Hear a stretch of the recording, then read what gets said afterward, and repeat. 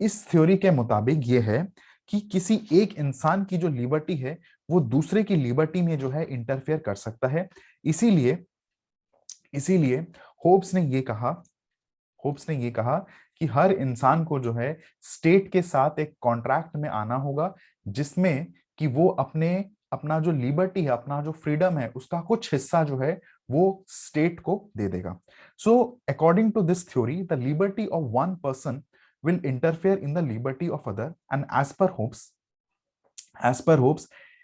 when human beings are created they are in the state of nature, and in this state, ठीक है, each person would have a right, हर इंसान के पास जो है क्या होगा, हर इंसान के पास राइट होगा या फिर क्या होगा, लाइसेंस होगा।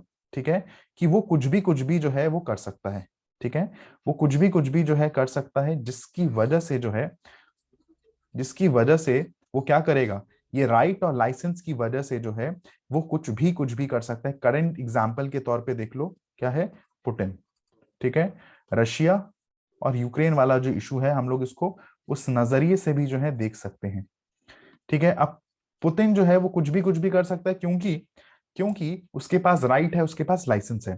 और इसी की वजह से होब्स आर्ग्यू ये करता है कि इन सब की वजह से जब कोई भी इंसान अपनी राइट्स को फुल्ली एक्सरसाइज करता है, तो वो क्या करता है, वो किसी दूसरे की लिबर्टी में इंट्रूड करता है या फिर दूसरे की लिबर्टी में इंटरफेयर करता है, जिसकी वजह से जो है वॉर हो जाने के चांसेस जो हैं वो बढ़ जाते हैं। और इसीलिए इस वॉर को अवॉइड करने के लिए जो है लोगों को जो है स्टेट के साथ सोशल कॉन्ट्रैक्ट में आना चाहिए और एक सिविल सोसाइटी का जो है इस्टेब्लिशमेंट होना चाहिए।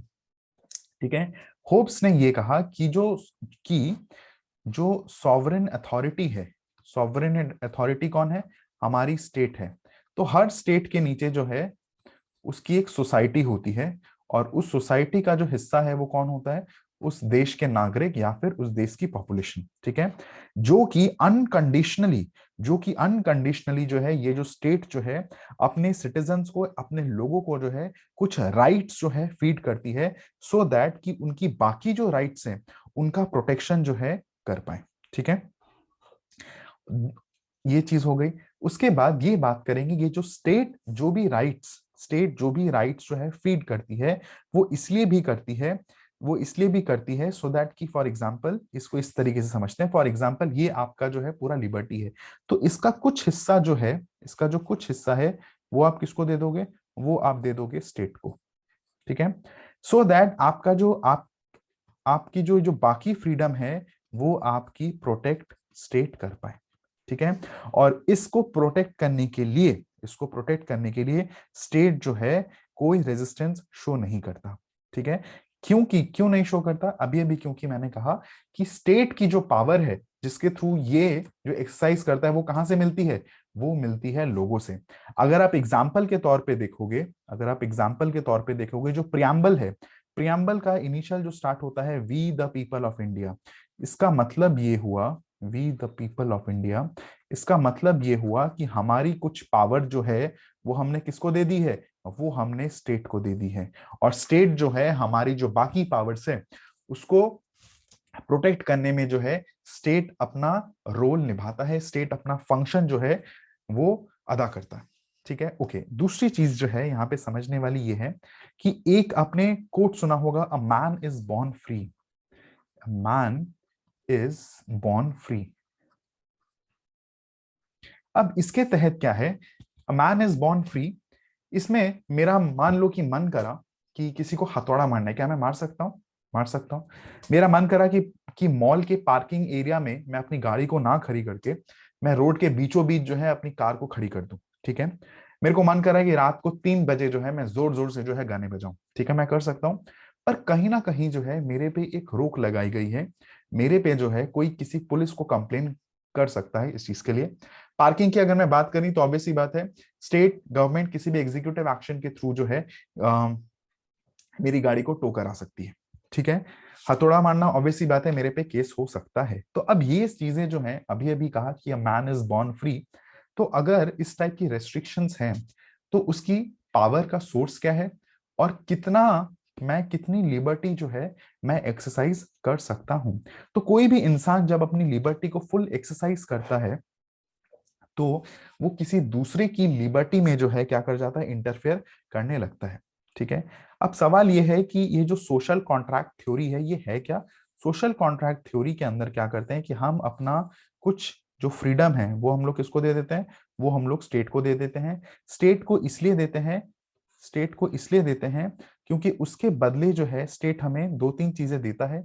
सबसे पहले स्टेट हमें देता है प्रोटेक्शन, और इसी के लिए अगर मैं बॉर्डर एरिया की बात करूं, हमारे लिए आर्मी है, फिर हमारे लिए जो है पुलिस है। ठीक है, उसके बाद मैं बात करूंगा वेलफेयर। वेलफेयर हम लोगों ने बात करी थी सोशल स्कीम्स के बारे में, प्रधानमंत्री जन कल्याण योजना। ठीक है, जन कल्याण योजना, गरीब कल्याण, सॉरी नॉट जन कल्याण, गरीब कल्याण योजना के बारे में हमने बात करा था। तो ये जो एक स्टेप था ये स्टेट का एक वेलफेयर, वेलफेयर को प्रमोट करने का जो है तरीका है। दूसरी हम लोग बात करेंगे सिक्योरिटी। अब security from home, security from terrorist activities. तो ये आर्मी पुलिस जो है इस तरीके से भी जो है आपकी स्टेट ये मेन रोल जो है परफॉर्म करती है। अब उसके बदले स्टेट हमसे क्या लेती है, स्टेट जो है हमसे हमारा फ्रीडम मांगती है। और उसके बदले ये तो हो गया वेलफेयर, वेलफेयर के अंदर आपका रोड्स आ जाएगा, वाटर सप्लाई आ जाएगा, सैनिटेशन आ जाएगा। उसके बदले हम स्टेट्स को अपना फ्रीडम देते हैं, और उस फ्रीडम के बदले स्टेट हमें अपने कुछ राइट्स देता है। अब ये जो राइट्स हैं और ये जो मेन चीज है, जो ये जो मैं बता रहा हूँ, ये बेसिकली एक कॉन्ट्रैक्ट है। ये एक इनविजिबल कॉन्ट्रैक्ट है जो हमें दिखता नहीं है। ये एक इंडिजिबल, ये एक इनटैंजिबल कॉन्ट्रैक्ट है जिसको हम लोग टच नहीं कर सकते, जिसके बदले में स्टेट हमें फंडामेंटल राइट्स देता है। अब इस फंडामेंटल राइट्स की अगर मैं बात करूं तो जब तक बेसिकली अगर ये जो राइट्स हमारा जो अधिकार है, ठीक है, जो राइट्स हमारा जो अधिकार है, अब हमारे पोटेंशियल को बाहर निकालने के लिए, सो दैट कि हमारी जो लाइफ है उसको हम फुल, उसको हम लोग सेल्फ एक्चुअलाइजेशन, उसको हम लोग अच्छे से जो है एंजॉय कर पाए। एक एक इंडिविजुअल जो है वो एक पूरे फ्रीडम के साथ जो है पैदा होता है। ठीक है, और उसको अगर एक सही में अगर एक गुड लाइफ चाहिए, उसको अगर एक गुड लाइफ चाहिए, तो उसको जो है अपनी फ्रीडम का कुछ हिस्सा जो है, उसकी फ्रीडम का कुछ हिस्सा जो है उसको स्टेट को देना पड़ेगा। ठीक है, ओके अब यही फॉर एग्जाम्पल मैंने हथौड़ा मारने की बात करी। लेट्स सपोज, लेट्स इमेजिन कि इस टाइप का कोई भी कॉन्सेप्ट नहीं है, फंडामेंटल राइट्स हो गया, इस टाइप का कोई भी टूल नहीं है। तो अगर देखा जाए, अगर मेरे पास ये लिबर्टी है कि मैं जाके किसी को हथौड़ा मार सकता हूं, तो कोई और भी तो मेरे को मार सकता है। ठीक है, तो एक सिस्टम होना चाहिए जहां पे कि लोगों के ऊपर जो है एक रेस्ट्रिक्शन लगे, और उस रेस्ट्रिक्शन के तहत जो है लोग अपनी फुल लिबर्टी को जो है वो एक्सरसाइज ना कर पाए। ठीक है, मैं बात करूंगा लिबर्टी, मैं कॉन्स्टेंटली ये वर्ड्स यूज करे जा रहा हूँ, लिबर्टी हो गया, फ्रीडम हो गया, इसके बारे में हम लोग बात करेंगे। उसके बाद इस कॉन्ट्रैक्ट के तहत हर एक इंडिविजुअल जो होता है वो गवर्नमेंट को ये प्रॉमिस करता है कि वो गवर्नमेंट को टैक्स देगा। ठीक है, वो अपनी लिबर्टी को लिमिटेड कर देगा, वो अपनी लिबर्टी को कंटेन करेगा, वो अपनी लिबर्टी को कर्ब करेगा और रेस्ट्रिक्शन करेगा। ठीक है, ये चीजें ध्यान में रखना। अब बहुत लोगों का ये सवाल हो सकता है, सर टैक्स की तो बात सही है, पर सर क्या सब लोग टैक्स देते हैं? नहीं, सब लोग टैक्स नहीं देते। एक होता है डायरेक्ट टैक्स, एक होता है इनडायरेक्ट टैक्स। डायरेक्ट टैक्स जो होता है, फॉर एग्जांपल अगर मैं बात करूं, इनकम के ऊपर जो है ये वाली टैक्स लगाई जाती है कि अगर आपकी इनकम एक सर्टेन वैल्यू से ऊपर है तो आपको जो है इतना परसेंटेज जो है सरकार को देना पड़ेगा।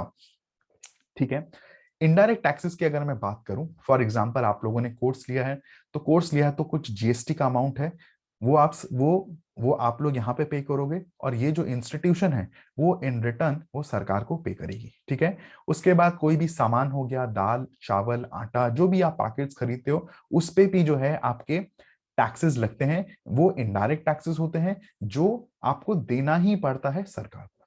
ठीक है, तो अगर आप ये बोलो कि सर मेरे डैड, मेरे पापा तो टैक्स देते हैं, ठीक है, पर एक जो गरीब है वो तो टैक्स नहीं दे पाता, हाँ वो नहीं दे पाता, बट उसको जो है इनडायरेक्ट टैक्सेस जो है वो देना ही पड़ता है। और ये जो कैटेगरी है, ये जो कैटेगरी है वेलफेयर की, ये जो कैटेगरी है वेलफेयर की, इसी के तहत जो जितने भी आपके पब्लिक डिस्ट्रीब्यूशन सिस्टम, या फिर पीएम गरीब कल्याण योजना, या फिर कोई और जितने भी सोशल सेक्टर स्कीम्स होते हैं, वो वेलफेयर को प्रमोट करने के लिए जो किए जाते हैं।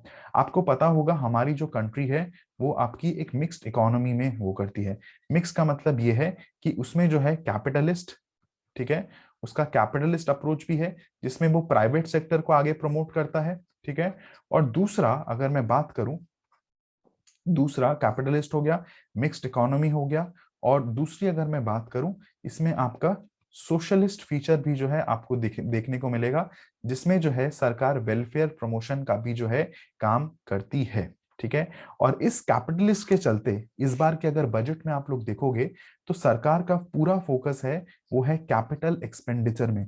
जबकि अगर बीजेपी चाहती तो बहुत सारे पॉपुलिस्ट मेजर्स निकाल के आ सकती थी, क्योंकि बहुत सारे स्टेट्स में जो है इलेक्शंस है। पर उन्होंने जो है इलेक्शन को साइड में रखते हुए इकोनॉमी के ऊपर फोकस किया है, जिससे कि, और फोकस किसके ऊपर किया है, कैपिटल एक्सपेंडिचर के ऊपर किया है। बहुत सारे जो है इंफ्रास्ट्रक्चर प्रोजेक्ट्स को लेने की बात करी गई है। अब सवाल यह है कि क्यों लेने की बात करी गई है, क्योंकि इंफ्रास्ट्रक्चर अगर लेगा तो जॉब्स क्रिएट होंगी तो एम्प्लॉयमेंट अपॉर्चुनिटीज क्रिएट होंगी, और कहीं ना कहीं जो है लोगों के हाथ में अगर पैसा आएगा तो डिमांड क्रिएट होगा, डिमांड होगा तो भाई सप्लाई हमें देखने को जो मिलेगा। तो कहीं ना कहीं इकोनॉमी जो है एक विशियस साइकिल से वो कहाँ चला जाएगा, वो चला जाएगा वर्चुअस साइकिल में। यहां तक समझ में आ गया? ओके।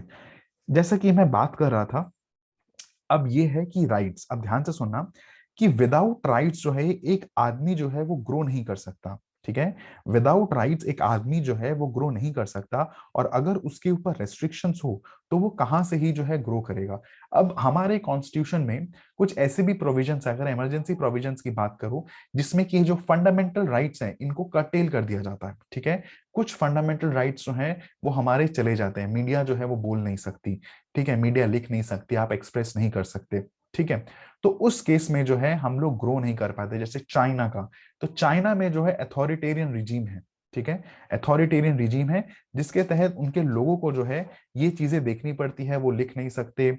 उसके बाद अगर गेम्स नहीं खेल सकते। इंडिया में जो है इस टाइप की लिबर्टी जो है आपको दी गई है। चाइना की अगर मैं बात करूं तो उनको, वहां के बच्चों में जो है जो गेम खेलने, अगर उनको गेम खेलना है तो 3 और 4 आवर्स ही जो है पूरे हफ्ते जो है खेल सकते हैं। तो कहीं ना कहीं जो है सरकार जो है अपनी पावर को एक्सरसाइज कर रही है, और उस पावर के चलते जो है लोगों की जो बेसिक राइट्स हैं वो कर्टेल हो रही है। क्या इंडिया में ये पॉसिबल है कि कल को जाके अगर सरकार या फिर यानी सेंट्रल गवर्नमेंट जो है कुछ इस टाइप का नोटिफिकेशन लेके आती है कि जिसके तहत जो है आप जो है सिर्फ, मान लो, दिन में सिर्फ 2 घंटे ही इंटरनेट चला सकते हो, क्या सिर्फ 2 घंटे ही जो है गेम्स प्ले कर सकते हो, तो यहाँ का जो एक्टिविस्ट लोग हैं वो हो जाएंगे, वो कोर्ट में जाके केस करने लगेंगे कि ये सारी चीजें जो है हमारी फंडामेंटल राइट्स में डिफाइंड है। और जब फंडामेंटल राइट्स में डिफाइंड है तो सरकार का कोई भी अधिकार नहीं बनता कि उन फंडामेंटल राइट्स को वायलेट किया जा सके। ठीक है। ओके। अब रेस्ट्रिक्शंस की अगर मैं बात करूं कि क्या सर, क्या हम सारी लिबर्टी जो है एक्सरसाइज कर सकते हैं? नहीं कर सकते। अगर कर सकते हैं तो सरकार क्या क्या स्टेप उठा सकती है? तो सरकार जो है आपको जेल में डाल सकती है, जिससे कि आपका जो मूवमेंट होगा वो एकदम रेस्ट्रिक्ट हो जाएगा। ठीक है।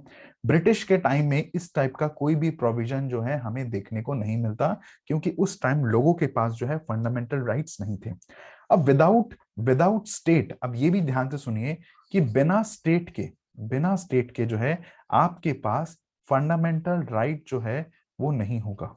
ठीक है। और जब जब स्टेट के केस में फंडामेंटल राइट्स नहीं होंगे तो क्या बन जाएगा? तो बन जाएगा जंगल राज। ठीक है। और इस जंगल राज में क्या चलेगा? इस जंगल राज में चलेगा मसल पावर। जिसके पास मसल पावर है वही जो है सस्टेन कर पाएगा। ठीक है। इसलिए आपने सुना होगा मुन्ना भाई हो गया। ठीक है।